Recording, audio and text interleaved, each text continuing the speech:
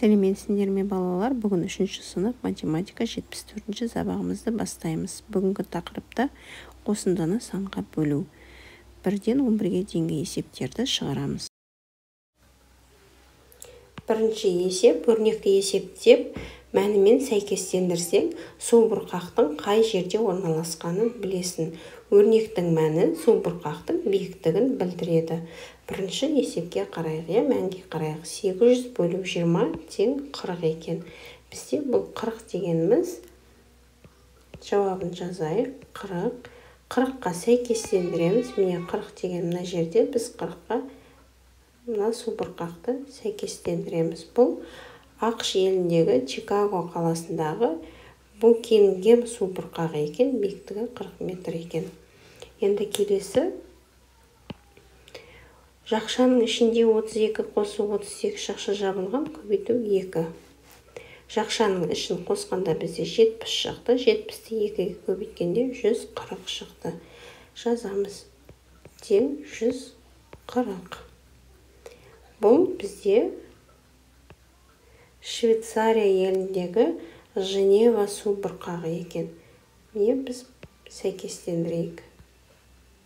Биіктігі 140 метр екен.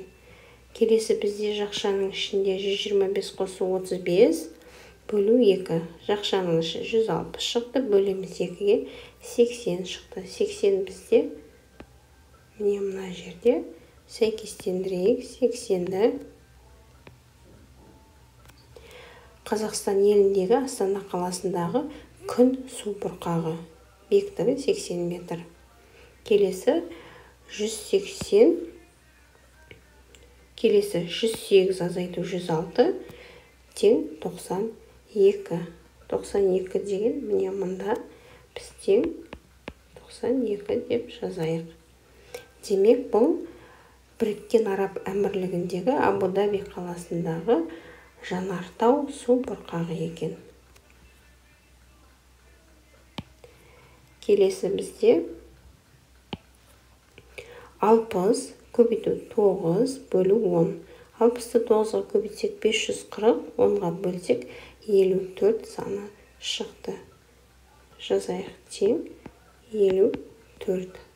Бізде 54 міне мұна жерде сәйкестендіреміз. Яғни бұл Испания еліндегі Барселона қаласындағы әнші су бұрқағы екен. Келесі 30 көбейту 3 қосу 62. 30-ды 3-ке көбейтсек 90, қосамыз 62-ні 152 шықты. 152 міне мұнда жауабын 152 деп жазайық, және біз су бұрқақты сәйкестендірейік. Бұл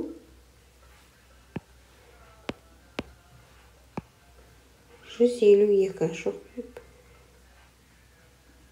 Мынаусы бұл Біріккен Араб Әмірлігіндегі Дубай қаласындағы бесші су бұрқағы екен. Екінші есептің А нұсқасына қарайық. Суреттерге қараға берілген жағдайлардың әрқайсысында бөлудің қалай орындалғанын түсіндір. Бізде жақшаның ішінде 4 қызыл домалақша, 8 жасыл домалақша берілген. Яғни осы екеуін қосып 2-ге бөлеміз. 2-ге бөлетіміз 2 қорапша. Яғни екеуіне теңдей орналастыруымыз керек. Домалақшаларды қанша домалақшадан түседі, соны шығаруымыз керек. 4 қызыл домалақша, 8 жасыл домалақшаны қосып 2-ге бөлеміз. Яғни 4-ті 8-ге қоссақ 12, 2-ге бөлсек 6. Яғни әр қорапшада 6 домалақшадан орналасқан. Келесі бізде 2 қорапшаға теңдей түстерді бөліп орналастыруымыз керек. 4 қызыл домалақша, 8 жасыл домалақша бөлеміз 2-ге.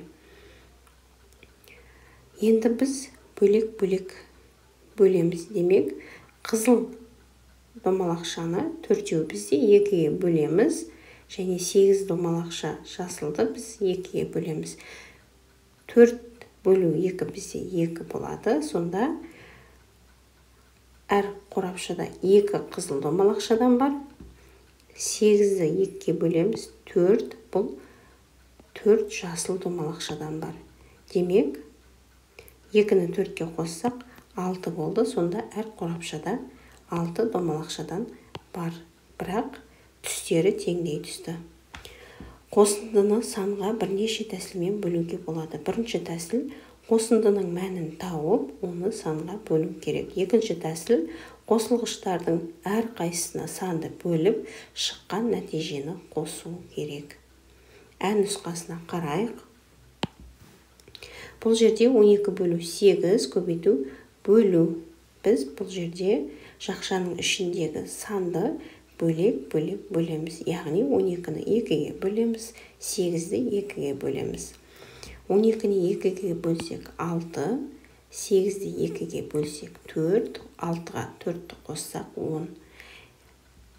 Келесі 16 қосу 8, жақша жабылған көбейту 4. Бұл да дәл солай жақшаның ішіндегі санды бөлек-бөлек 4-ке бөлеміз. Яғни 16 бөлу 4, 8 бөлу 4. 16 бөлу 4 бізде 4 болады. 4 болады. Жазайық.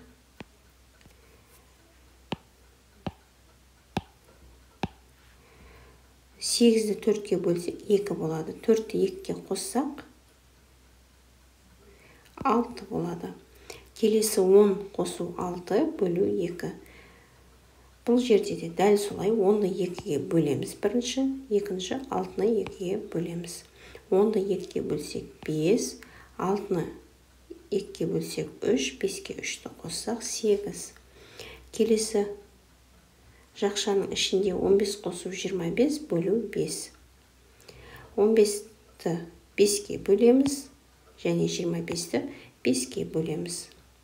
15-ті 5-ке бөлсек 3, 25-ті 5-ке бөлсек 5, 3-ке 5-ті қоссақ 8. Келесі жақшаның ішінде 9 қосу 12, жақша жабылған бөлу 3. Жақшаның ішіндегі сандарды бөлек-бөлек 3-ке бөлеміз. 9-ды бөлеміз 3-ке, 12-ні бөлеміз 3-ке. 9-ды 3-ке бөлсек 3, 12-ні 3-ке бөлсек 4. 3-ті 4-ке қоссақ 7.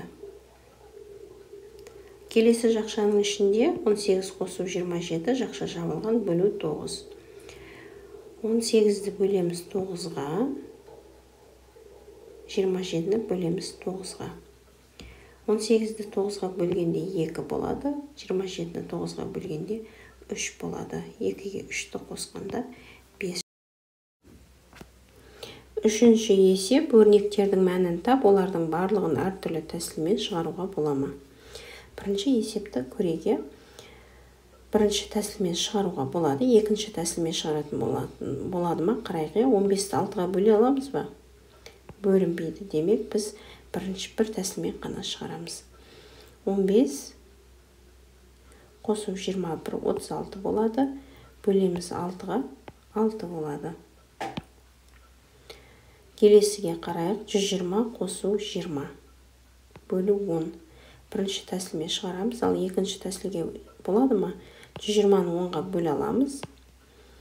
20-ны 10-ға бөле аламыз. Демек, екінші тәсілмен де шығаруға болады.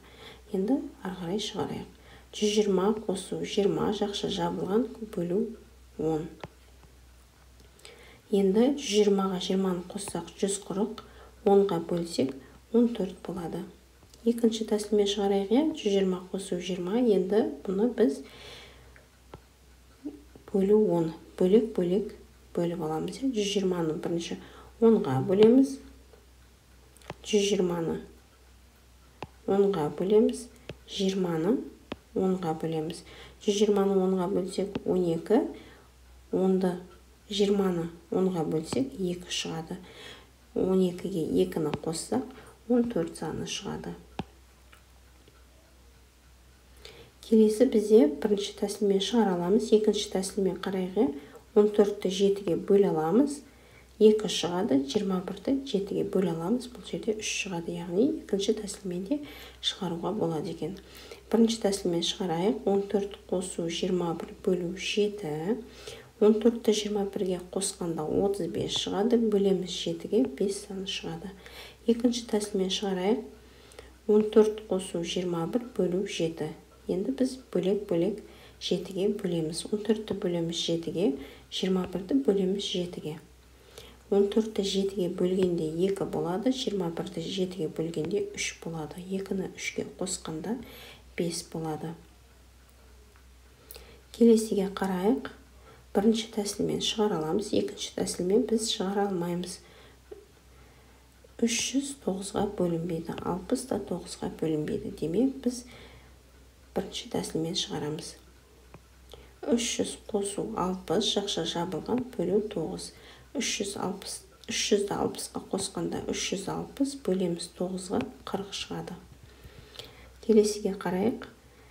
Екінші тәсілмен шығара алмаймыз, 14-ге бөлінбейді.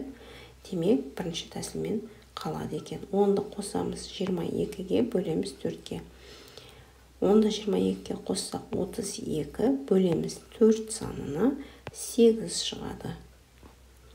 Келесі бізде екінші тәсілмен шығады ма? Тәсілмен көрейге 100 саны 3-ге бөлінбейді. Жеке-жеке бөлген кезде бөлінбейді екен. Сонда бірінші тәсілмен қалады. 100 қосу 200, жақша жабылған бөлу 3. Жақшаның ішін бірінші орындаймыз. 100-ді 200-ге қосқанда 300 шығады. Бөлеміз 3-ге 100 саны шығады. Төртінші есеп А нұсқасына қарайық. Дөңгелекте жазылған сандардың екі қосылғыштың қосындысы түрінде жаз. Бірақ қосылғыштардың әрқайсысы берілген санға бөлінуі тиіс. Бізде мына жерде 28 саны берілген. Бұл сан мына жерде екі қосылғыштардың санына тең болу керек. Және бұл жақшаның ішіндегі сандар бөлінген, қосылған сандар 2-ге бөліну керек екеуі де. Ал мына жерде де дәл солай 55 саны шығу керек. Жақшаның ішіндегі қосылғандағы мәні. Ал бұл жақшаның ішіндегі мына ертегі 2 санда 5-ге бөліну керек. Мына жерде де 120 саны шығу керек. Жақшаның ішіндегі сандарды қосқан кезде мына 2 бос орынға санды табамыз. Бұл сан 20 санына бөлінуі керек. Енді есепті арғарай шығарайық. Демек, 28 санын 20 мен 8 санының қосындысы деп аламыз. 22-ге бөлінеді, 8 2-ге бөлінеді. 20-ны қосамыз 8-ге, 28 шықты, бөлеміз 2-ге, 14 саны шықты. Екінші тәсілмен де шығарамыз. 20 қосу 8 бөлу 2. Енді біз жақшаның ішіндегісін бөлек-бөлек 2-ге бөлеміз. 20-ны бөлеміз 2-ге, 8-ді бөлеміз 2-ге, 20-ны бөлу 2 бізде 10 шығады, 8-ді бөлеміз 2-ге 4 шығады. 10-ға 4-ті қосқанда 14 болады. Келесі бізде 45 саны мен 10 санының қосындысын аламыз. 55 шығатындай. Бөлеміз 5-ге. Жақшаның іші бізде 55 саны шықты, бөлеміз 5-ге 11 шықты. Енді екінші тәсілмен шығарамыз. 45 қосу 10, жақша жабылған бөлу 5.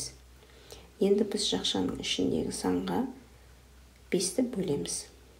45 бөлу 5, 10 бөлу 5. Ортасында қосу белгісін қоямыз. 45-ті 5-ге қосқанда 5-ге бөлгенде 9 шығады. 10-ды 5-ге бөлгенде 2 шығады. 9-ды 2-ге қосамыз, 11 саны шығады. Келесі бізде міне 120 саны болу керек жақшаның іші, яғни 100 саны мен 20 санының қосындысын алайық. 100 қосу 20 бөлу 20. 100-ге 20-ны қоссақ 120 шығады, бөлеміз 20-ға 6 саны шығады. Енді екінші тәсілмен шығарайық. 100-ді қосамыз 20-ға, жақша жабылған бөлеміз 20-ға. Енді біз жақшаның ішіндегі санды бөлек-бөлек 20-ға бөліп шығамыз. 100-ді бөлеміз 20-ға, 20-ны бөлеміз 20-ға. 100-ді 20-ға бөлсек 5 шығады, 20-ны 20-ға бөлсек 1 шығады. 5-ті 1-ге қоссақ 6 сан. 5-ші есепті шығар. Саябақта 2 гүлзар үшін 12 қолмен және 14 автоматты түрде суғаратын қондырғы әкелінді. Қондырғылар 2 гүлзарға тең бөлінді. Әр гүлзар үшін неше қондырғы әкелінді? Қолмен 12, автоматпен 14, 2 гүлзарға теңдей бұлар әкелінді. Енді әр гүлзарға қанша қондырғы әкелінгенін табуымыз керек. Біз бұл жерде қолмен 12, автоматпен 14, осы екеуін қосамыз және 2 гүлзарға дейді. Біз 2-ге бөлеміз, яғни 1 гүлзарға кетеді. Қанша түсетінін табуымыз керек. 12-ні қосамыз. Бұл жерде жеке-жеке бөліп аламыз. 12-ні қосамыз, 14 деп жақшада берілген. Енді бөлу 2 делінген. Біз жақшаның ішіндегіні бөлек-бөлек 2-ге бөліп аламыз. 12 бөлу 2, 14 бөлу 2. 12-ні 2-ге бөлсек 6, 14-ті 2-ге бөлсек 7. 6-ны 7-ге қоссақ 13 саны шықты. Сонда әр гүлзарға 13 қондырғы әкелінді. 6-шы есепке қарайық. Әртүрлі тәсілдердің бірімен есепте қай тәсіл сізге ыңғайлы, сол тәсілмен шығаруға болады. 600 қосу 300, жақша жабылған бөлу 3. 600-ді 300-ге қосқанда 900, бөлеміз 3-ге 300 саны шығады екен. Келесі 600 қосу 300 бөлу 9. Жақшаның ішін қосқанда 900 шығады, 9-ға бөлсек 100 саны шығады. Келесі бізде жақшаның ішінде 50 қосу 6, жақша жабылған бөлу 8. 50-ді 6-ға қоссақ 56, бөлеміз 8-ге 7 саны шықты. Демек біз жазайығы мына жерде 7 саны шықты. Мына жерде 300 саны шықты, мына жерде 100 саны шықты. Келесі жақшаның ішінде 500 қосу 20, жақша жабылған бөлу 5. Жақшаның іші 520 шығады, бөлеміз 5-ге 104 саны шығады. Жазайық жауабын 104. Келесі 200 қосу 120 бөлу 4. Жақшаның ішін орындаймыз, 320 саны шығады, бөлеміз 4-ге 80 саны шығады. Келесі жақшаның ішінде 400 қосу 80, жақша жабылған бөлу 8. Жақшаның іші 400 қосу 80, 480 шықты, бөлеміз 8-ге 60 саны шығады. 7-ші есепті шығар. Су бұрқақтарды жарықтандыру үшін 80 шам дайындалды. Әр су бұрқаққа 6 сары және 4 көк шам орнатылды. Сары шам нешеу, көк шам ше? Жазамыз. Сары шамды табуымыз керек, бірақ әр су бұрқаққа 6 шамнан. Көк шамды табуымыз керек, жалпы, бірақ әр су бұрқаққа 4 көк шамнан орнатылды. Барлығы бізде 80 шам екен. Енді біз 80 шамды бөлеміз. 10 шамға, әр су бұрқақтағы 10 шамға, яғни сары бізде 6 шамнан, көк 4 шамнан, сонда бізде неше су бұрқақ екені анықталады. Сонда 80-ді бөлеміз 10-ға, 8 шықты бізде, 8 су бұрқақ бар екен. Демек, 8-ді 6-ға көбейтеміз. Бұл сары шамның саны шығады. Демек, 8-ді 6-ға көбейтеміз. 48. Келесі бізде 8-ді көбейтеміз 4-ке, бұл көк шам. Сонда 32 шығады. Сонда 48 сары түсті шам, 32 көк түсті шам бар екен. Жалпы бізде 80 шам болған еді. 8-ші есеп өрнектерді баған түрінде жаз және есепте. 818 азайт қосу 567. Баған түрінде есептейміз. 8-ді 7-ге қоссақ 15, бір ойда 5-ін жазамыз. 6-ны 1-ге қоссақ 7, ойдағымен 8. 3-ті 5-ге қоссақ 8. 885. Яғни мына жерде 8 болады екен. Келесі 784 азайту 136. 4-тен 6-ны азайта алмаймыз. 8-ден біреу көмекке аламыз. 14-тен 6-ны азайтсақ 8. 8-ден біреу көмекке кетті. 7 қалды. 7-ден 3-ті азайтсақ 4. 7-ден 1-ді азайтсақ 6. 648.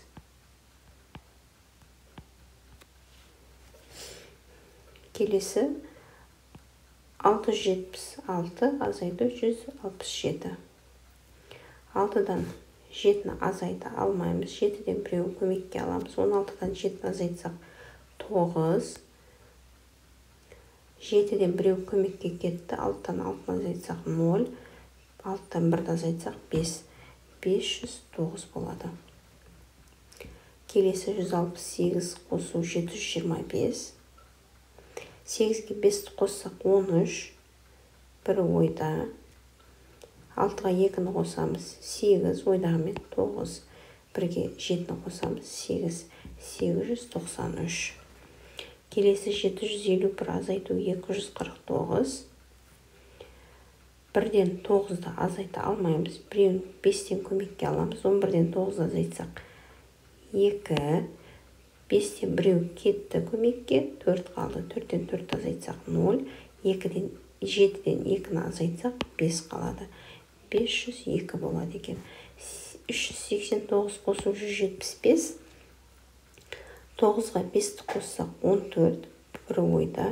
8-ге 7-ні қосқанда бізде 15. Ойдағымен 16. 3-ке 6-ны жазып 1-ін ойға қоямыз.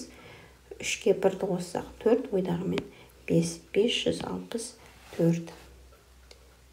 435 қосу 278. 5-ті 3-ке қоссақ 13. 1-ін ойға жазамыз. 7-ге 3-ті қоссақ 10. Ойдағымен 11. 1-і ойда. 4-ке 2-ні қоссақ 6. Ойдағымен 7. 713.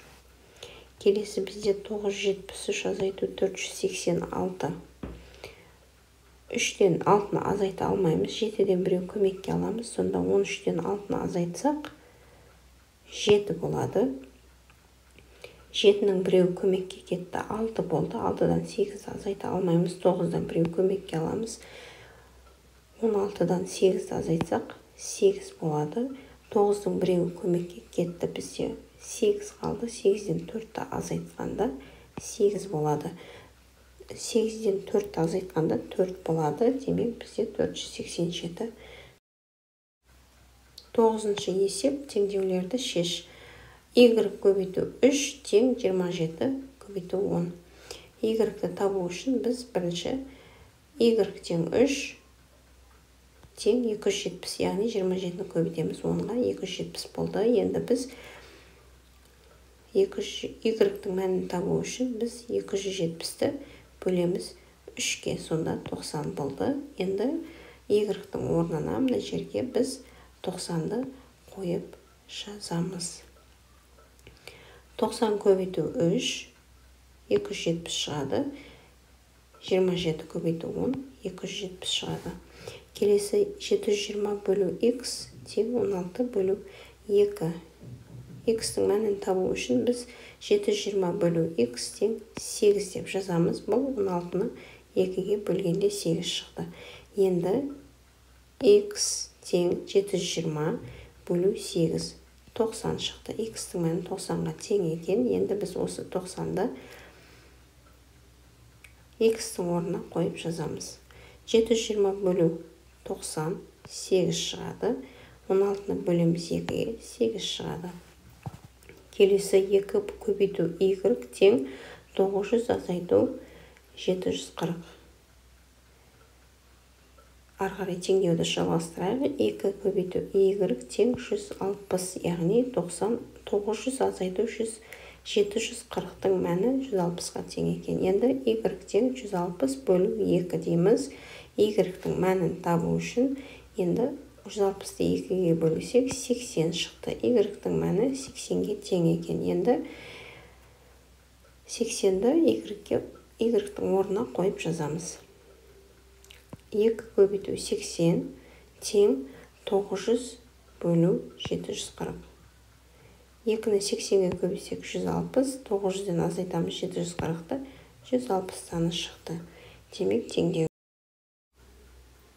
10-шы есеп берілгеннен 3 есе ұзын кесінділер сыз. Олардың ұзындығын миллиметрмен жаз. Бізде берілген мына жерде А мен В 10 миллиметр, К мен Л 20 миллиметр, М, Н 30 миллиметр. Енді біз осы көрсетілген ұзындықтарды 3 есеге арттырып, біз ұзындығын сызғыштың көмегімен сызамыз. Яғни бізде АВ ұзындығы 10 миллиметр еді, 3-ке көбейтеміз, 30 миллиметр сызамыз. Яғни АВ кесіндісі 30 миллиметр сызамыз. Келесі бізде 20 миллиметр КЛ ұзындығы. Енді оны 3-ке арттырғанда, 3 есе көбейткенде 3 есе арттырып, сонда 60 миллиметр болды.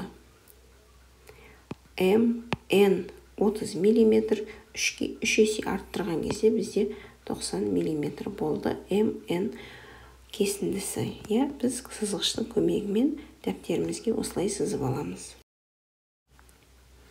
11-ші есеп 1, 7, 5 цифрларын қолдана отырып, қанша 2 таңбалы сан жазуға болады? Берілген цифрларды бірнеше рет қолдануға болады. Барлық нұсқаларды жаз. Яғни біз 1, 7, 5 цифрларын пайдаланып 2 таңбалы сан жазуымыз керек. Яғни бірден бастайғы 17, 15, 11. Енді 5-тен бастап пайдаланатын болсақ, 55, 57, 51. Келесі 7-ні пайдаланып бастайтын болсақ, 71, 77, 70. Осымен сабағымыз бітті. Сау болыңыздар. Видеоға лайк басып, каналыма тіркеліп, қоңырауша белгісін басуды ұмытпаңыздар. Күнделікті тапсырмаларды бірге орындайық.